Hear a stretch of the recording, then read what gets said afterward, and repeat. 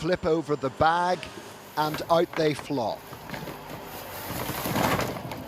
Discarded pieces of the world's favourite footwear.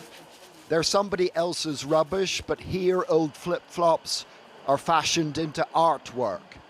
Employees of Ocean Sole clean, glue, carve and finesse the rubber sandals, and the results are stunning. Most of the statues and toys are exported to zoos, museums and shops the world over. This life-size car was commissioned by a Honda dealership in Alabama. Like his colleagues, Francis was a wood carver who relied on trees before turning to a form of sculpture he finds more rewarding. We need more trees in our forests, so this is the best way to save our woods. Worn by more than 3 billion people worldwide, old flip-flops wash up on Kenya's beaches in huge numbers. Ocean Sole also uses sandals scavenged from the many Nairobi waterways now clogged by plastic pollution.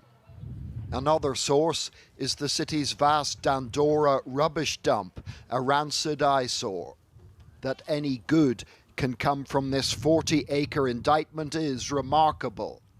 But then Ocean Sole is a transformative endeavour that sends abroad 90% of produce, and the world is increasingly impressed.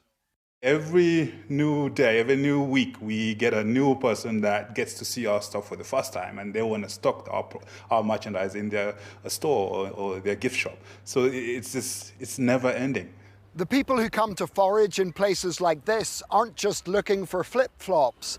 These days, plastic waste in general is being collected for recycling in novel and inventive ways. Plastic bricks are a good example.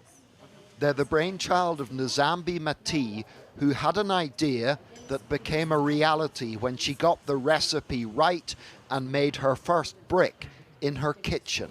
I took that brick and went to different construction companies, asking them, would you use this, would you use this? And for 9 months, people said no, until one said yes. At her Nairobi factory, pieces of washed plastic are ground down and then mixed with sand before being moulded and fired into the finished article. What are the attributes of your bricks? So the bricks our biggest attribute is 3. They are stronger than normal concrete pavers. They are almost 30% cheaper, and they are half the weight, so they're lighter. Right. Do you want to show me how strong it is? Yes. Around Nairobi, including here at her old school, people are now walking on plastic footpaths built using Nzambi's bricks. Pavements made out of rubbish and flip-flops with a future as artwork. In places where most of us can see only despair, creative minds are spotting opportunities instead.